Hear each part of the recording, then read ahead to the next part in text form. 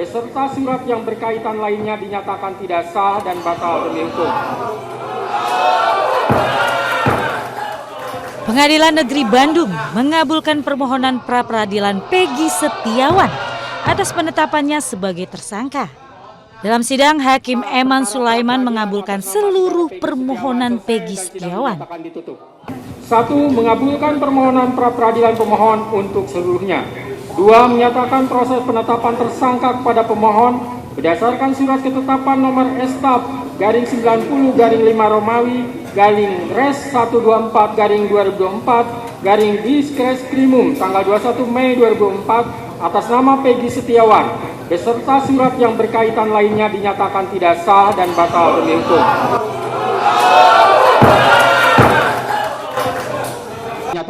Hakim Tunggal Eman Sulaiman menyatakan proses penetapan tersangka pembunuhan berencana Peggy Setiawan oleh Polda Jawa Barat tidak sah dan batal demi hukum. Dalam proses penyidikan, Peggy belum pernah diperiksa sebagai calon tersangka. Hakim Eman Sulaiman memerintahkan penyidik Polda Jawa Barat untuk melepas dan memulihkan harkat martabat Peggy seperti semula. Menanggapi keputusan hakim, kuasa hukum Peggy Setiawan Tony RM menyatakan keyakinannya atas kesalahan penetapan tersangka Peggy Setiawan. Pada intinya ya ada dua hal yang penting ya dalam penetapan tersangka itu. Pertama, karena penyidik berdalih dalam jawabannya menetapkan tersangka Peggy Setiawan tidak perlu pemeriksaan karena Peggy Setiawan adalah DPO yang ditetapkan pada 15 Mei 2016. Saya sudah sampaikan bahwa kalau dalilnya itu karena DPO, maka dikaji dulu DPO-nya sah atau tidak secara hukum. Ditetapkan DPO pada tanggal 15 September 2016, berarti saat itu masih berlaku Peraturan Kapolri nomor 14 tahun 2012, di mana dalam pasal 31 ya, tersangka yang dipanggil 3 kali guna pemeriksaan penyidikan perkara kemudian tidak datang dan keberadaannya tidak diketahui, maka dimuat dalam daftar pencarian orang dan dibuat surat pencarian orang. Ada 2 unsur dalam pasal 31 yang harus terpenuhi sebelum seseorang ditetapkan DPO. Unsur pertama, seseorang harus tersangka. Unsur kedua, harus dipanggil dulu. Faktanya, penyidik ya tidak mampu membuktikan surat ketetapan tersangka sebelum ditetapkan DPO 2016. Sementara pihak tim hukum Polda Jabar menghormati putusan Majelis Hakim Pengadilan Negeri Bandung. Tim Polda Jabar akan segera menjalankan putusan pengadilan. Nanti kita akan koordinasi dengan penyidik. Nanti penyidik yang akan itulah ya. Untuk proses pembebasan Peggy berapa lama Pak? Apakah langsung harinya atau seperti apa Pak? Nanti kita secepatnya lah begitu ya. Begitu.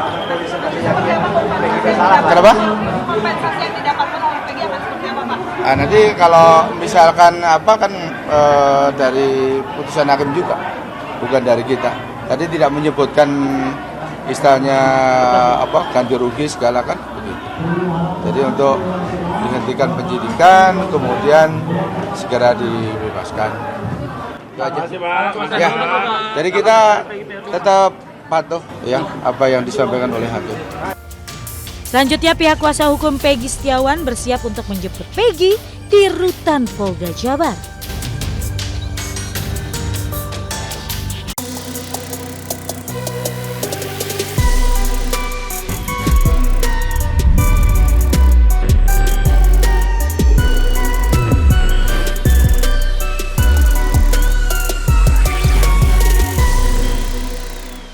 Halo Insight Storyan, saya Anggi Pasaribu. Anda menyaksikan Insight Story with Anggi yang masih ramai saat ini di seluruh media mainstream dan media sosial tentang bebasnya Peggy Setiawan, mantan tersangka untuk kasus pembunuhan Vina dan juga Eki.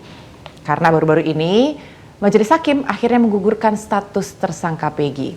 Meskipun sebenarnya masih bisa sih Peggy ini dijadikan tersangka lagi kalau ternyata ada bukti baru. Dan saya nggak terbayang bagaimana Peggy saat itu selama 49 hari merasakan dinginnya sel tahanan dan juga tekanan yang diberikan oleh tim penyidik. Jadi paling nggak untuk sejauh ini sampai saat ini rasanya nggak salah kalau Peggy bisa menikmati kebebasannya dengan pulang ke kampung halaman. Peggy, tapi aku boleh ya ngobrol-ngobrol sedikit aja sama Mas Peggy ya. Mas Peggy, jadi kan semua orang banyak yang penasaran nih. Waktu itu ucuk-ucuk Mas Peggy ditangkap gitu kan. Boleh diceritain nggak sih Mas, awalnya tuh ketangkapnya tuh gimana waktu itu? Awal kali saya ketangkap itu pas pagi hari, saya kan udah janjian sama yang punya rumah tuh, sama mantan bos. Jadi saya suruh mampir ke rumahnya main. Kebetulan kan beliau mau ngasih kerjaan ke saya buat ngecat di rumah itu. Nah, kemudian saya mengiyakan, ya udah nanti jam 9 saya sana ke rumah. Kata betul, ya udah saya ditunggu di rumah siap. Nah, kemudian saya jam 9 OTW langsung jam pagi. OTW ke rumah si majikan itu. Terus saya sampai di sana kan udah ketemu tuh. Udah kamu tungguin di sini dulu ya, tungguin si Dede katanya. Nanti pulang sore kan si ibunya kan pulang kerja. Sore kamu boleh pulang. Pas iya itu udah nggak apa-apa. Saya di situ ada sama anak-anak. Saya nungguin anak-anak itu. Kemudian pas jam 3 sore ibunya udah pulang. Jadi Mas Peggy waktu itu datang jam 10 pagi, Jam 9. jam 9 pagi itu nggak tahu apa-apa tuh ya? Iya. Emang nggak ada tanda-tanda di situ. Iya. Kayak terus. Setelah itu saya sesampainya di rumah majikan saya itu jam 10 siang. Nah, jam 10 siang udah sampai, terus saya juga langsung gitu tuh, ya udah nih tungguin dulu sebentar, nanti paling cuma sehari kamu nggak apa-apa kan? Saya nggak apa-apa, saya mengiyakan, ya udah nggak apa-apa, karena saya sama beliau itu udah akrab banget, jadi beliau itu udah menganggap saya sebagai adik dan saya juga menganggap beliau itu Kayak sebagai bapak. kakak, Oh gitu. ya. Jadi ya bilang apa kasih nggak keberatan gitu. Kemudian nanti nungguin si Tete, kan saya manggilnya ke ibunya, ke Tete. Tete pulang kerja, nanti kalau bisa Tete pulang kamu boleh pulang. Bilang nggak apa, saya nungguin situ selama nunggu sampai jam 3 sore itu ya kita jaga bahan bareng, misalkan masakin makanan buat anak itu bareng, terus ya bercanda bareng lah. Terus jam 3 kan di bola jam 3 itu, jam 3 si istrinya itu datang. Katanya tuh ya si A-nya tuh belum pulang, nggak ada yang jemput gitu. Terus saya tuh langsung sih menyakan, yaudah Bu saya aja yang jemput deh gitu. Gak apa-apa emangnya, gak apa-apa. Terus saya nelpon A-nya tuh, si kakaknya sih biar gue aja jemput gitu. Emang gak apa-apa, ya udah. Terus saya langsung OTW, sampainya di tempat sekolah itu sekitar jam 4-an, jam 4 lebih lah, jam 4 lebih. Terus ada yang foto-foto tuh, foto-foto cekir-cekir depan saya, belakang saya. Saya kira tuh orang apa sih, orang narsis sama selfie gitu lah. Saya kira orang selfie itu biasa tuh. Jadi saya nggak menghiraukan, biarin aja, tetap saya nungguin sampai keluar. Baru udah keluar saya langsung bawa ke rumah neneknya. Kan perjanjiannya nanti ketemu di rumah neneknya aja gitu. Kan rumah neneknya dekat di belakang itu, depan sekolah. Bawa ke situ, terus sesampainya itu sekitar berapa menit, nggak ada 30 menit, sebentar lah pokoknya. 5 menitan itu baru si bapaknya itu datang. Datang parkir motor, terus ngobrol sama saya gini-gini sebentar. Lalu udah mau maghrib tuh sih. Terus saya, ya udah saya mau wudu dulu ya. Oh iya, saya mau wudu. Pas ketika saya mau wudu itu langsung digerebek. Jadi setelah wudhu tuh? Iya. Digerebek. Berapa langsung. orang yang datang Mas? Banyak itu, banyak banget. Rombolan banyak. Terus Mas Peggy kaget dong di situ? Kaget Ada banget. apaan nih gitu? Kenapa katanya langsung gue pada yang ngomong macam-macam ini yang pembunuh ini, terus yang punya rumah, bahkan yang punya rumahnya aja seret-seret, si A-nya itu udah seret-seret. Oke. Padahal dia marah dong, apa-apaan ini kamu?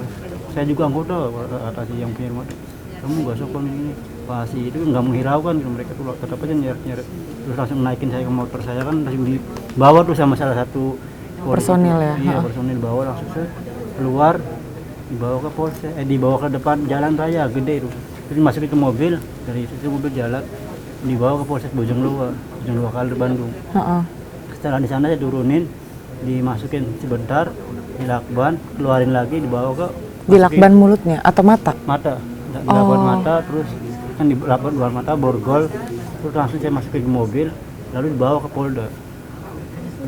Terus begitu nyampe di Polda, dibuka lagi Ya, terus langsung lanjut BAP. Setelah BAP kan ya terjadilah pemukulan kecil sambil ini diinjak. Terus ya seperti itu dia BAP lagi sampai pagi, sekitar jam 4 pagian lah, sampai jam pagian. Ditanya apa tuh Mas waktu itu? Ya campur-campur, ditanya gini-gini, kenapa melakukan ini, kamu kenal nggak sama ini. Saya membantah semua karena saya merasa emang saya tidak kenal, emang saya tidak pernah melakukan apapun, apalagi kejahatan yang seperti dituduhkan sebagai pembunuh, pemerkosa ini. Ya saya bantah terus.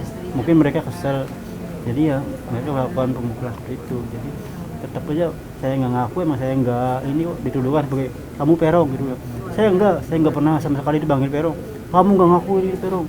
Kamu tuh segala tekanan tuh berupa tekanan batin tuh, tekanan mental tuh luar biasa sih. Jadi kalau misalkan saya dipanggil perong terus saya nggak nengok tuh, nanti dia marah. Goblok, kamu kalau dipanggil yang apa nggak sopan gitu, nggak sopan, nggak noleng nggak apa, kamu tuh goblok. Pernah dilempar pakai aqua gelas. Buat jadi nengok gini kan, nengok gini. Tuh kan kau bener perong. Seperti itu. Ya itu tetap aja, saya bukan perong, Pak. Biarpun Bapak mau ngapain saya, udah saya nama saya bukan perong, saya tidak pernah dipanggil perong. Mereka beralibi terus. Bawa udah kamu nggak mau ke aku aja deh, soalnya udah teman-teman kamu yang di dalam itu udah pada ngaku bahwa kamu tuh perong tuh. Bahwa mereka ngaku bahwa kamu membunuh ini. Seperti itu. Saya tetap nggak ngaku karena saya emang nggak salah kok. Jadi buat apa saya ngaku? Meskipun taruhan saya nyawa, saya berani mati karena saya emang nggak salah, nggak pernah melakukan seperti itu. Jadi saya tetap aja tetap emang saya nggak salah. Ya udah.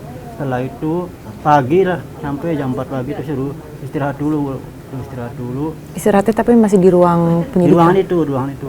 Baju juga disobek kan, pakai baju panjang, saya pakai meja panjang, meja disobek itu enggak pakai baju, saya pakai baju terus ya didiamin sampai pagi. Terus mereka ada yang keluar, ada yang mandi, ada yang nggak tahu kemana itu. Jadi terus selama saya dikasih waktu cuma 3 jam istirahat, 3 jam kurang lebih 3 jam 2 jam. Terus jam 6 pagi udah siap lagi, mau di BAP lagi, mereka pagi persiapan mau gelar perkara. Setelah itu ya gelar perkara langsung mereka BAP ulang saya sampai malam nonstop, sekitar jam 9 malam lebih lah. Berarti itu Mas Peggy lebih dari 12 jam berarti ya, kurang lebih.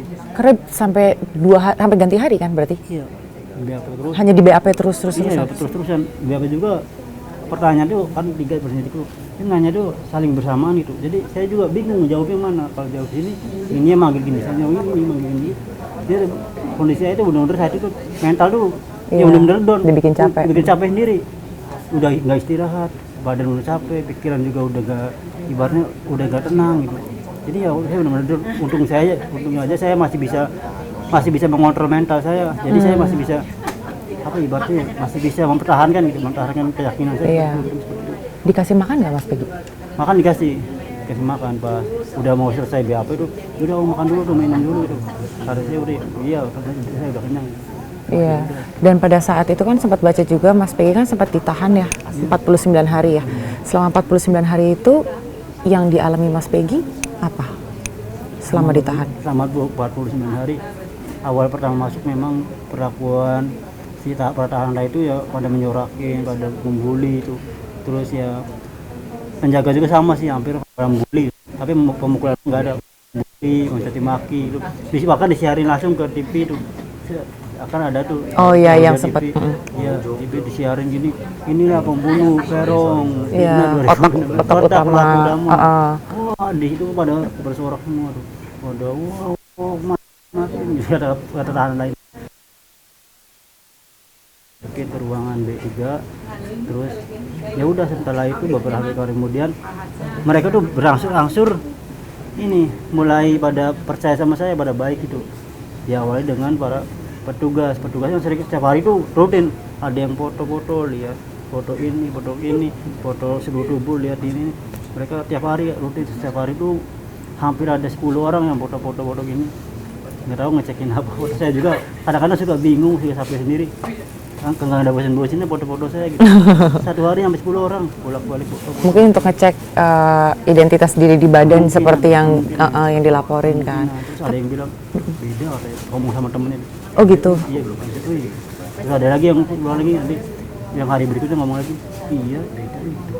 Nah kemudian setelah itu baru petugas itu udah mulai baik, udah mulai baik dan sampai saat ini pun mereka baik sekali. Jadi setelah kejadian itu langsung mereka tuh ada makanan apa harus dikasihin. Terus mereka ya di dalam juga emang perlakuan sangat baik sih buat semua tahanan tuh. Jadi mereka tuh para petugas, para pawas dan para bawahan-bawahannya itu ya selalu mengedukasi bahwa kita untuk sholawatan terus, untuk memperdalam ilmu agama lah. Contoh misalkan setiap hari nih hampir setiap maghrib itu di yasinan sampai isya.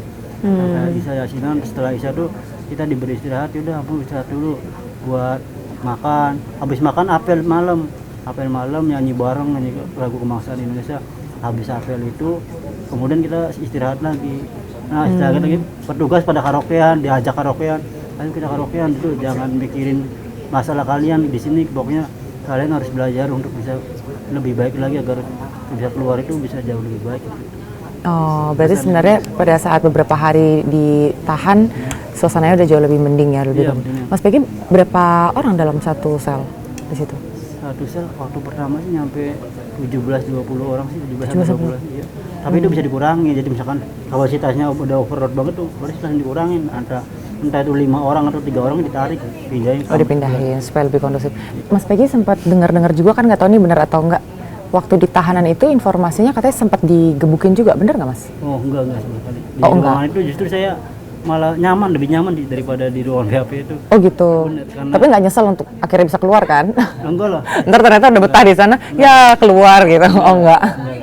Saya Oh, pengen cepet-cepet keluar. cepet-cepet keluar. Mas Peggy, tapi kan selamat nih sebelumnya nih ya. Akhirnya kan hakim memutuskan bahwa status tersangka Mas Peggy itu gugur.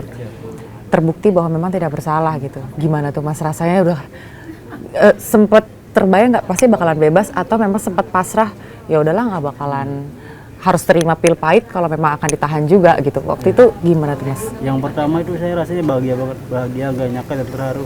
Emang gak nyangka awal ya? Iya, karena apa ya, saya awalnya sempat pesimis karena ibaratnya gini, saya kan orang nggak mampu, keluarga saya orang nggak mampu buat nyewa pengacara, nggak mampu Iya. buat apapun itulah dalam segi finansial. Jadi saya pesimis, lawan saya ini orang gede gitu, para pejabat. Jadi kemungkinan saya nggak bakal mampu melawan. Jadi saya pasrah aja. Jadi bakal terus pasrah, saya terus berdoa meminta pertolongan sama di atas. Terus saya tuh rutin banget berdoa terus, yasinan bareng terus saya bareng. Alhamdulillah diturunkanlah ada Bu Yanti sama kolega yang pertama itu Mas Adnan yang mau bersedia untuk pertama kali membantu saya. Nah setelah itu beberapa hari kemudian baru pengacara lain banyak yang datang, katanya itu banyak yang kasih mau, dukungannya. iya, mau gabung katanya. Saya tahu juga dari itu tahanan yang baru masuk. Jadi ada tahanan yang baru masuk hari ini, pas besoknya cerita sama saya, Peggy kamu hebat. Kenapa? Di luar tuh orang berita kamu banyak masyarakat Indonesia sekarang mendukung kamu. Kamu tahu nggak gitu? Katanya pengacara kamu tuh udah hampir 67. Aduh, saya tuh beneran nih kayak mimpi tuh. Saya emang nggak percaya rasanya. Orang saya aja orang nggak mampu kok ya bisa pengacara seperti itu. Terus katanya itu penasaran makin penasaran karena semakin banyak orang yang masuk itu semakin banyak cerita-cerita yang itu Yang nyampe iya, ya. yang dari luar itu masuk ke saya. Terus saya ada kunjungan itu pertama kali setelah 20 hari itu. Kan selama 20 hari saya nggak boleh Ketemu orang ya? jadi dibatasin gitu. Jadi kan beda kan, tahanan lain juga nanya, kamu kenapa kok selama 20 hari ini nggak ada yang jenguk? Kata saya itu, ya saya nggak tahu, kan saya nggak dibolehin sama penyidik. Ini nggak boleh gitu kan, harusnya tahanan lain itu yang baru masuk sehari lagi udah jenguk tuh bisa. Masih bisa. Semua. Kok saya sendiri dibedain, bahkan itu petugas yang jaga piket itu mempertanyakan itu, kamu kenapa kok keluarga kamu nggak boleh jenguk gitu. Kamu di sini kan kamu nggak ada apa-apa, maksudnya makanan juga kan nggak ada, terus berbekalan apa juga nggak ada gitu. Jadi saya kasihan sama kamu gitu, kamu suruh cepetan itu kabarin penyidik gitu supaya buat ini apa namanya itu, saya jenguk lah minimal supaya ada bekal buat kamu di sini gitu. Kan karena itu nggak boleh apa gitu. Kamu penyidik nggak boleh, aneh gitu. Udahlah saya di sini nggak bisa bantu, cuma bisa bantu aja gitu. Kata dia. Terus setelah itu kan selama 20 hari itu kan genap 21 hari itu baru diperbolehkan keluarga saya masuk, dikasih akses masuk baru pertama kali. Nah saya nanya deh seperti itu ke mama pertama, ma bener tuh mah apa kuasa hukum saya itu ada 70 orang. Iya benar itu. Rumah itu ada banyak, alhamdulillah banyak yang bantu. Nah lagi, mah itu uangnya bayar dari mana? Ya saya mikir itu takutnya tuh dapat utang-utang. Iya. Mah jangan utang-utang, nanti bayarnya nggak bisa. Enggak, jarang tuh ini gratis semua, mereka mau menawarkan ini gratis gitu. Dan akhirnya kesabarannya Mas Peggy, doa dari keluarga dan juga semua orang pada akhirnya memang dijawab Tuhan gitu ya, bahwa orang benar pada akhirnya mendapatkan pertolongan juga gitu kan ya. Dan langkah selanjutnya dari Mas Peggy sendiri sekarang mau ngapain ya Mas? Langkah selanjutnya itu ya untuk saat ini sih pengen istirahat dulu, pengen kumpul bersama keluarga ya, menghabiskan waktu-waktu momen-momen yang selama di dalam terbuang ya, iya, 49 hari. Jadi ya setelah itu nanti saya kembali melanjutkan pekerjaan saya, kembali melanjutkan hidup saya dan kembali melanjutkan mimpi dan cita-cita saya seperti itu. Oke, kalau gitu kita turut bahagia Mas Peggy untuk hasil dari hakim sudah bisa menghirup udara segar. Mudah-mudahan Mas Peggy juga tetap rendah hati dan semakin sukses, cita-citanya membahagiakan keluarga bisa tercapai, dan berkat kesehatan dan juga material juga semakin berlimpah, Mas Peggy. Thank you so much ya, Mas Peggy. Makasih banyak, Mbak. Makasih. Ini hakim apa Tuhan? Karena itu tadi kami sepakat dengan beberapa tim akan melakukan perlawanan dan melaporkan Hakim Herman Sulaiman ini ke Komisi Yudisial dan Badan Pengawas Mahkamah Agung.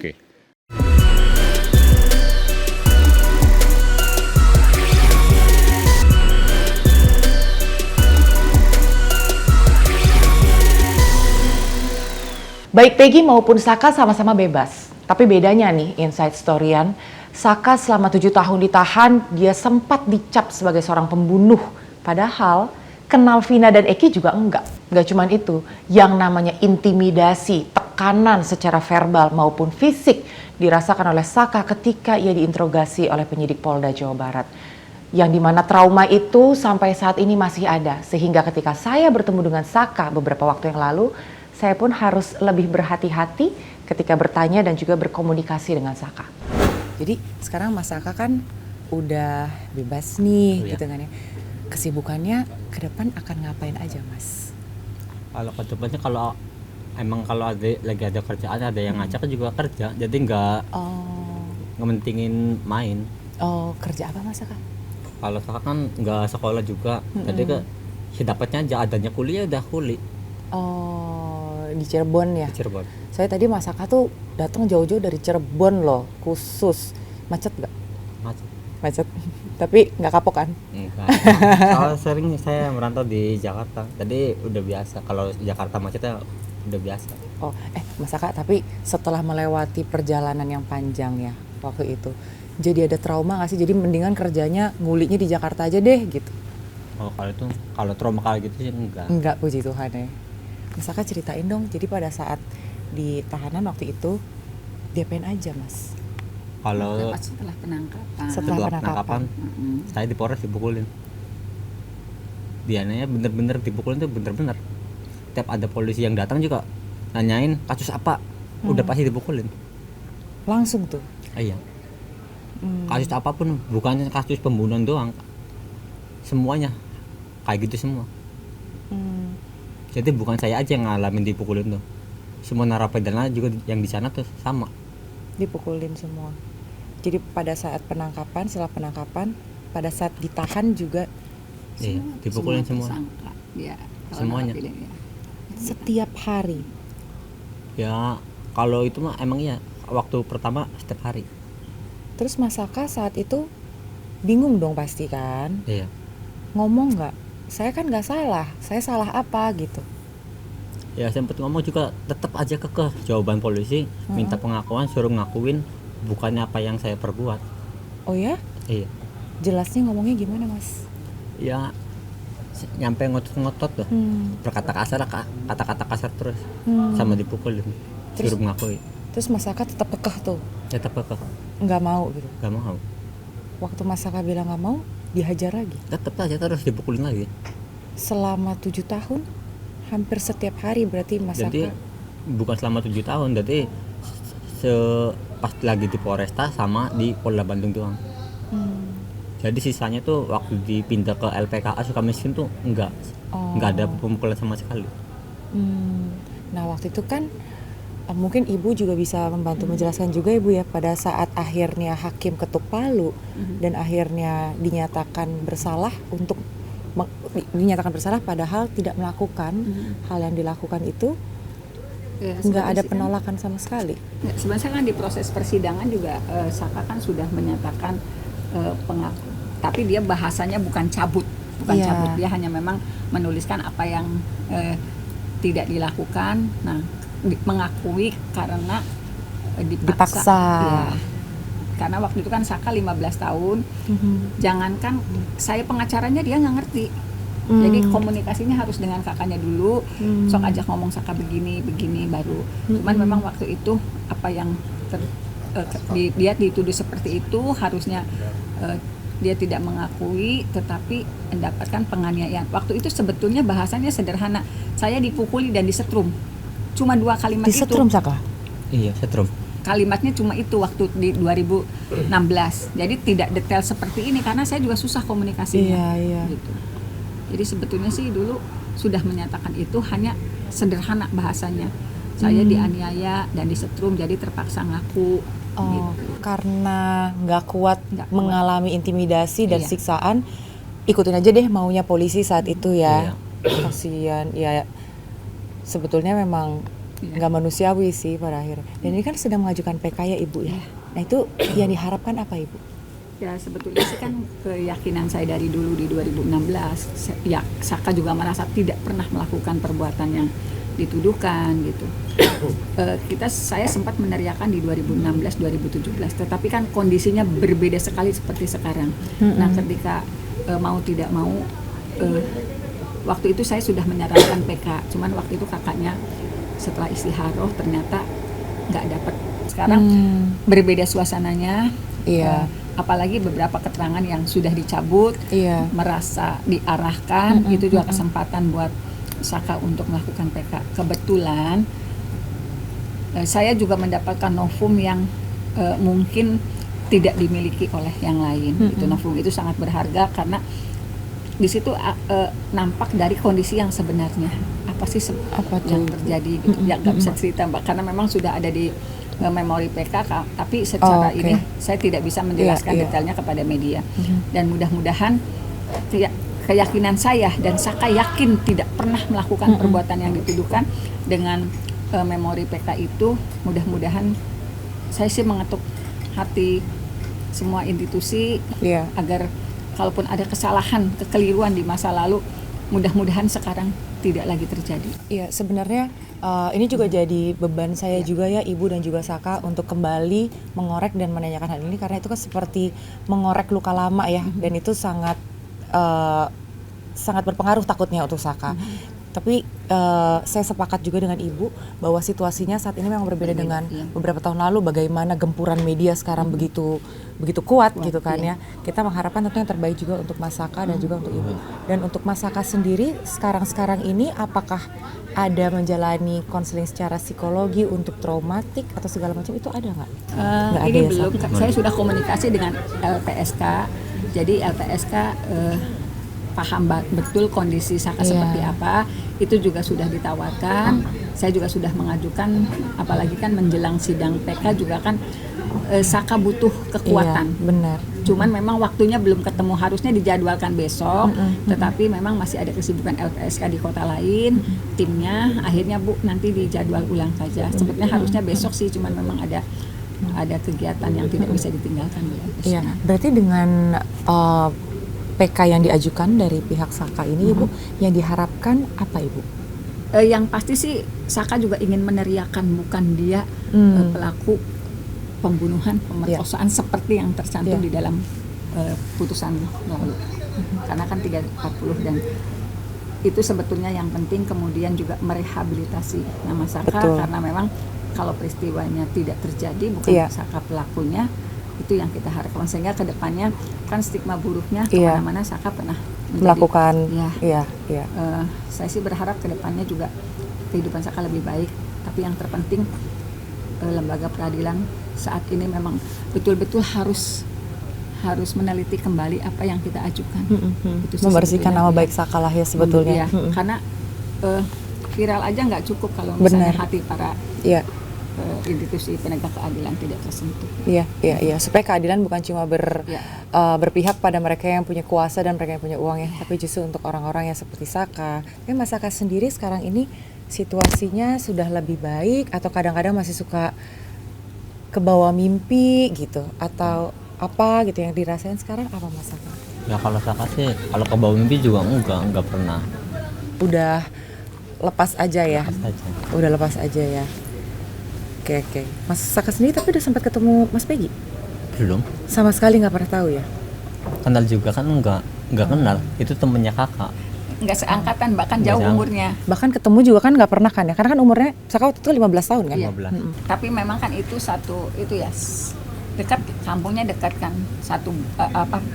Hanya beda blok.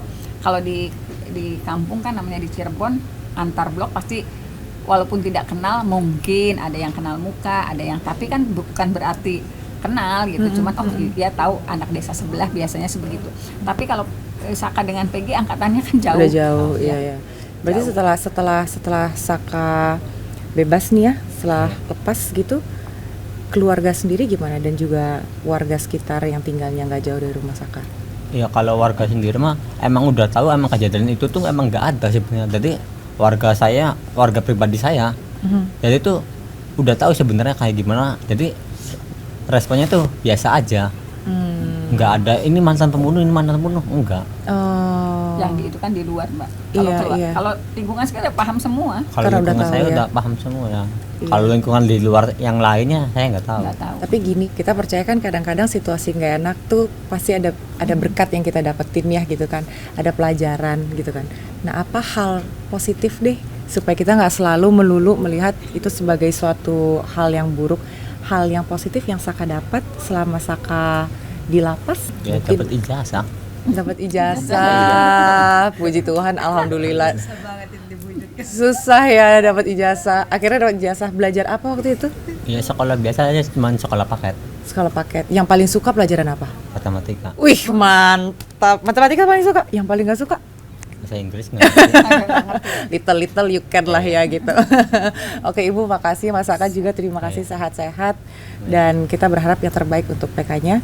Mudah-mudahan nama baik Mas Saka kita optimis bisa segera dibersihkan nih Ibu dan juga Mas Saka. Nanti ajarin lagi aku main layangan. Janji dulu dong, salaman deh biar enak. Nah, seperti yang kita ketahui, Inside Storyan, Pengadilan Negeri Bandung mengabulkan permohonan pra-peradilan Peggy Setiawan. Hakim Eman Sulaiman menggugurkan status tersangka Peggy dan membebaskannya dari tahanan. 1. Mengabulkan permohonan pra-peradilan pemohon untuk seluruhnya. 2. Menyatakan proses penetapan tersangka kepada pemohon berdasarkan surat ketetapan nomor S/90/5 Romawi /Res 124/2024 Diskreskrimum tanggal 21 Mei 2004 atas nama Peggy Setiawan beserta surat yang berkaitan lainnya dinyatakan tidak sah dan batal demi hukum.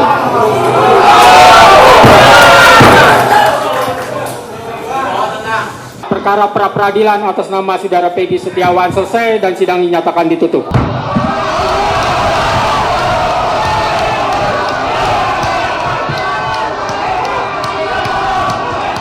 Setelah bebas dari rutan Polda Jawa Barat, Peggy beserta keluarganya kembali ke kediamannya di Cirebon, Jawa Barat dan disambut meriah oleh warga sekitar. Peggy dan rombongan berangkat dari base camp kuasa hukum di Bandung sekitar pukul 1 siang. Kemudian tiba di Cirebon pukul 15.30 waktu Indonesia Barat. Kedatangan Peggy langsung disambut oleh warga Kabupaten Cirebon, Jawa Barat. Warga memenuhi area halaman hingga rumah Peggy yang ikut merayakan kebebasannya. Peggy kembali menyampaikan ucapan terima kasih kepada pendukungnya yang selama ini telah memberikan motivasi. Pasca bebas dari rutan Polda Jawa Barat, Peggy Setiawan akan kembali menjalani aktivitas sehari-hari di rumahnya. Ya, alhamdulillah rasanya sangat bahagia, tidak bisa diungkapkan dengan kata-kata, apalagi melihat sambutan segitu meriahnya.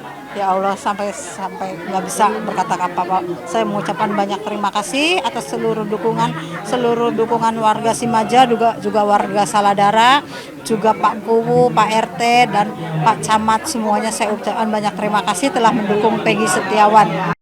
Pertama-tama saya ucapkan sangat bahagia bisa sampai kembali di rumah ini, bisa sampai bertemu dengan keluarga besar, orang-orang yang saya sayangi, saya kasihi, dan yang terutama yang memberikan dukungan sepenuhnya sama saya, dukungan moral, dukungan batin, semuanya ini adalah hari-hari spesial untuk saya. Terima kasih banyak untuk semuanya. Berkat doa dan dukungan kalian semua dan pihak keluarga dan semuanya, saya bisa kembali ke sini dan saya bisa kembali melanjutkan mimpi dan cita-cita saya seperti dulu. Terima kasih banyak.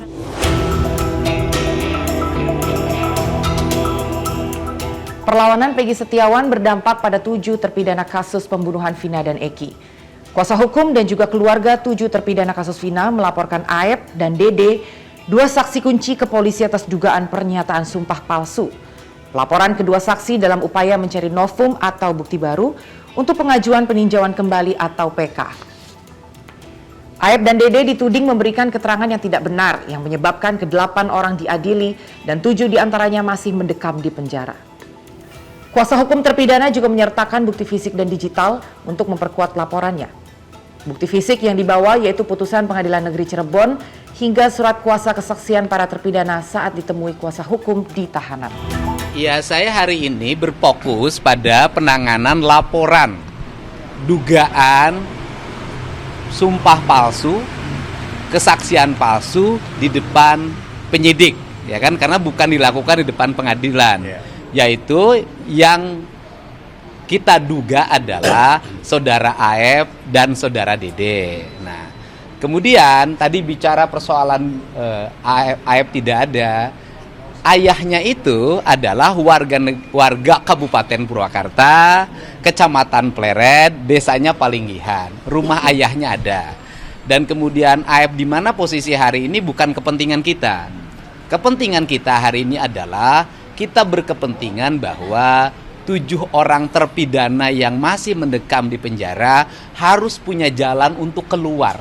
Jadi terkait laporan kepada Aep dan Dede, ya kan, atas dugaan memberikan keterangan palsu di bawah sumpah di Polres Cirebon pada tahun 2016 yang lalu, ya, karena klien kami merasa dirugikan, ya kan, akibat dari pernyataannya yang mereka ini akhirnya mendekam di penjara seumur hidup, ya, 7 orang ini dari 6 orang.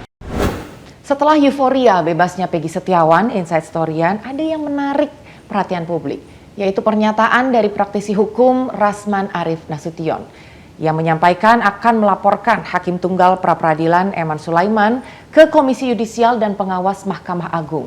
Katanya, Hakim Eman Sulaiman ini tidak paham hukum dan seringkali melampaui kewenangan.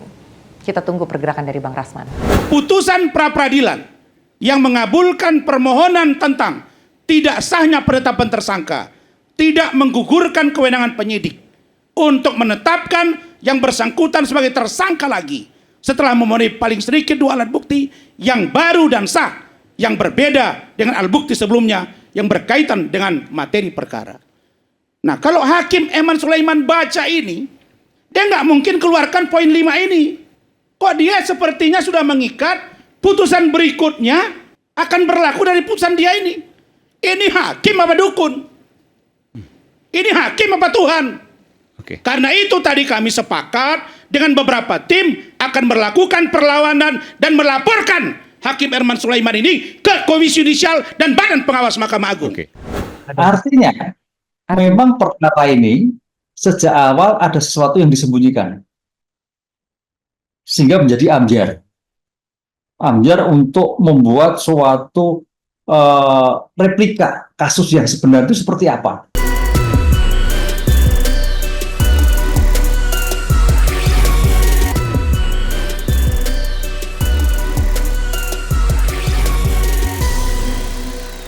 Mulai ya Prof ya. Ya, apa ini topiknya apa dulu ini? Ini topiknya tentang Peggy Setiawan yang akhirnya dibebaskan. Oke. Gitu. Menurut Prof sendiri sebetulnya memang sudah seharusnya Peggy Setiawan dibebaskan. Kalau Prof sendiri tanggapannya setuju atau Ya, ya setuju. Tapi bukan bebas dalam arti tidak terbukti loh ya. Ini baru pra-peradilan loh ya. Jadi Baru sebenarnya pra-peradilan.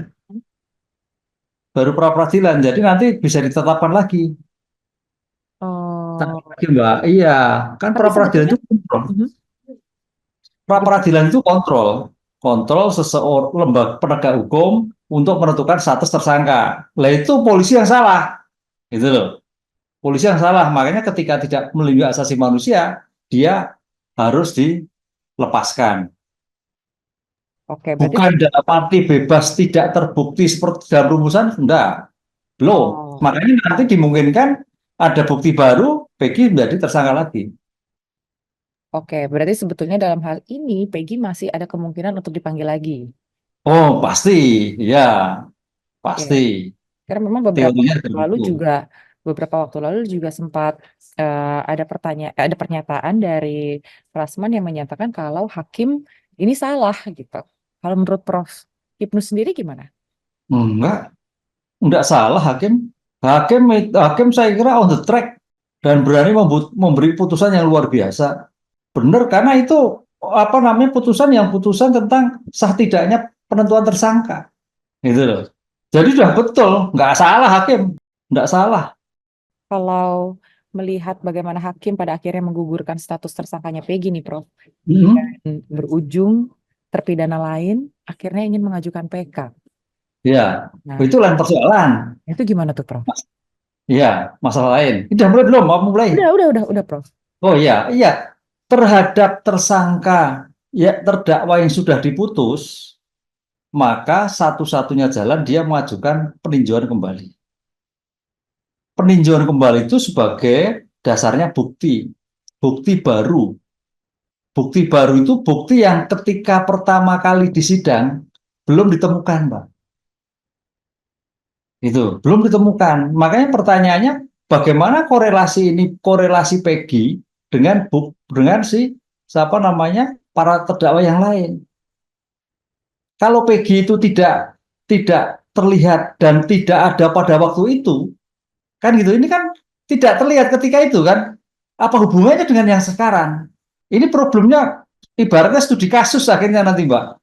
Iya, Peggy kan tidak tahu apa-apa. Kalau kita bicara pada Peggy, sekarang dasarnya untuk melakukan PK apa? Apa kaitannya dengan Peggy? Kecuali Peggy itu ada terkait sebagai pelaku.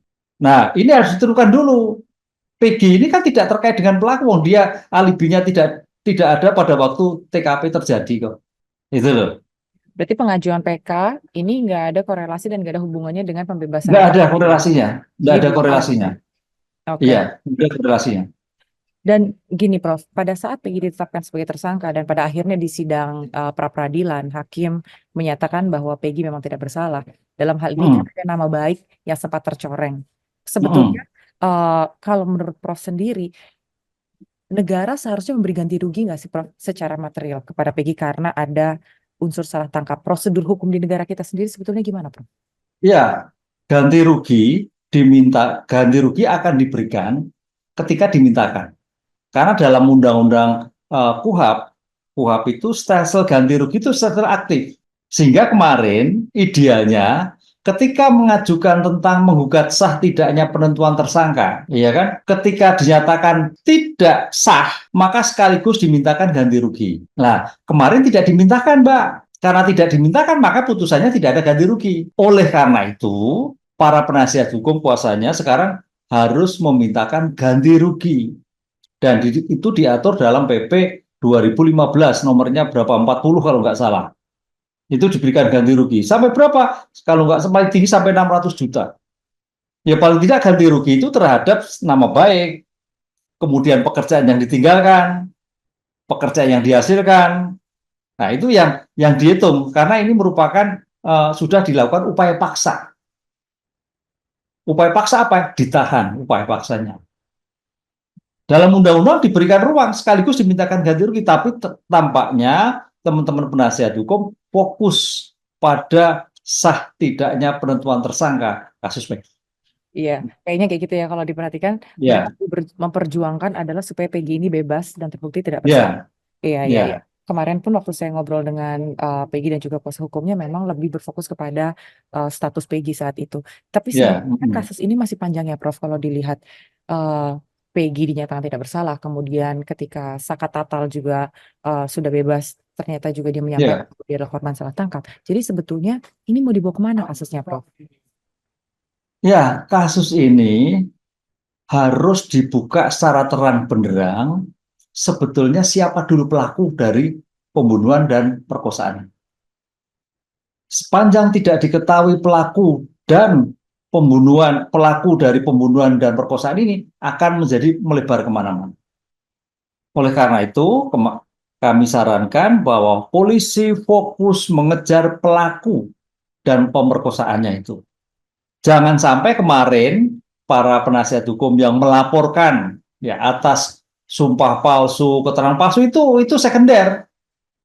Keterangan palsu itu sekunder. Yang penting sekarang ini bagaimana siapa sih pembunuhnya terhadap Eki dan Vina. Itu yang penting. Baru itu kalau sudah benar kaitannya pelaku baru mengembang pada yang lain.